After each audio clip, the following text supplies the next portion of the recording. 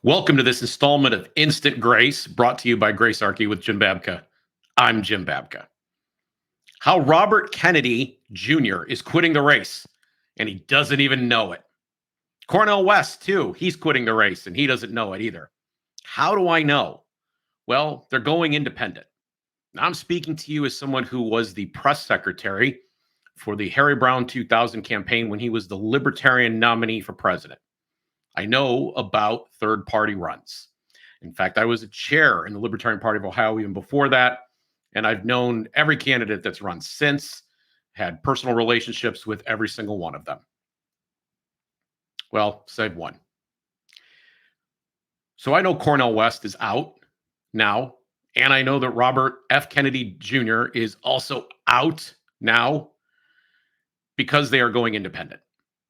They're going independent. You know, they're not literally quitting the race. That's not what they're doing here. But I want to say something about politicians just in general. They're not that bright. If they know very little about strategy. You'd be surprised if you don't believe me. Go watch a congressional hearing or two, or sit and talk with a politician one-on-one. They're just not the brightest bulbs. They're very good at shaking hands and kissing babies. That's what they're good at.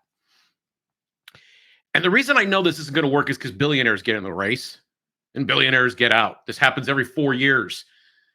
You probably are young and old enough, I should say, to remember when Kanye West decided he was going to get in the race. Remember Kanye?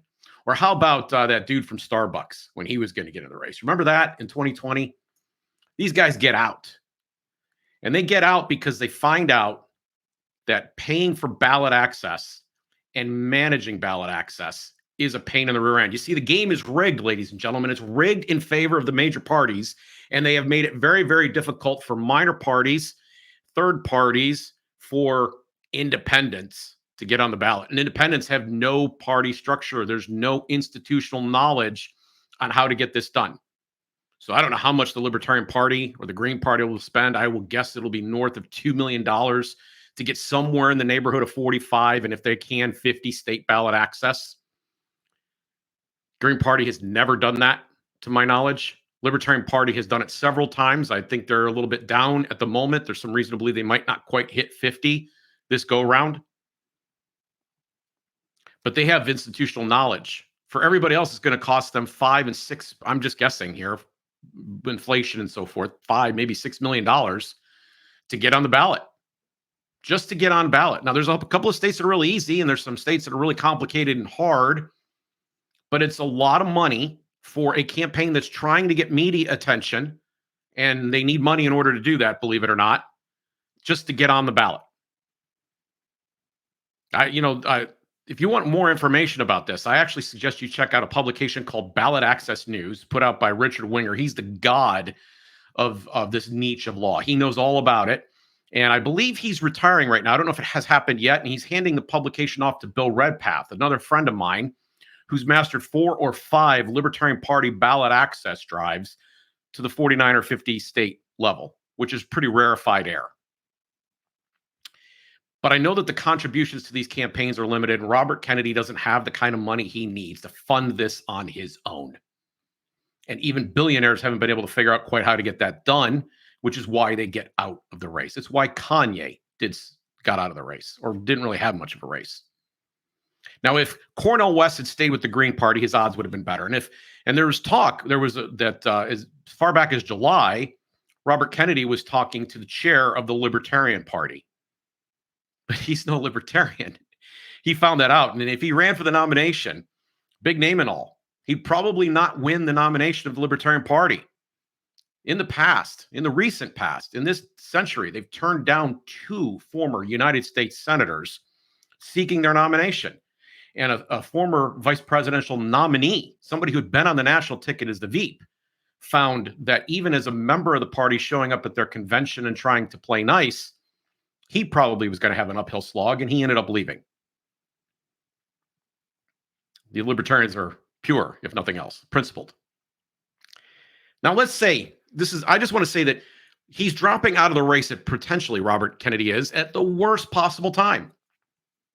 He's been shut out. They've completely, the Democrats don't believe in democratic rules. They've rigged the game inside their party as well in very anti democratic ways. And so they weren't going to have any debates with Joe Biden, and they weren't going to even let him be on certain ballots and or make certain trips. They'd rigged rules so that he couldn't even go to New Hampshire to campaign, because if he did, then he wouldn't be able to be on certain other ballots. I just, the whole thing is as anti-democratic as you can imagine. They didn't want any feedback. They didn't want to hear from you. It was going to be Joe Biden or nothing. But Joe Biden might be nothing. He might not be able to go to the distance. And if he cannot go to the distance, the race will open up instantly. There's some interesting news that just happened where Gavin Newsom ended up appointing a U.S. senator. And who did he choose?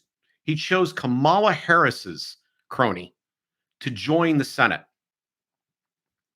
There's alliances, there's backroom deals going on. Who knows where this is all going to go? I'm not inside it. You're not either. But if Joe Biden can't finish this race, and that is a distinct possibility, then there will be a process that opens up. And at that point, they won't be able to keep Robert Kennedy off the stage had he stayed in the Democratic Party. But he's dropping out instead at just the wrong time.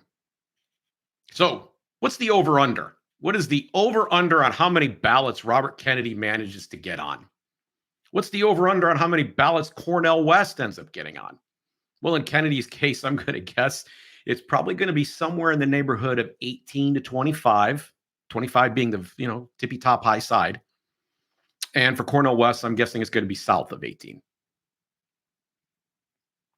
There's about 7 or 8 that are easy.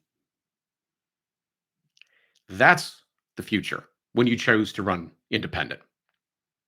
And the importance of this episode to you is that maybe you didn't know that this is how the game is rigged.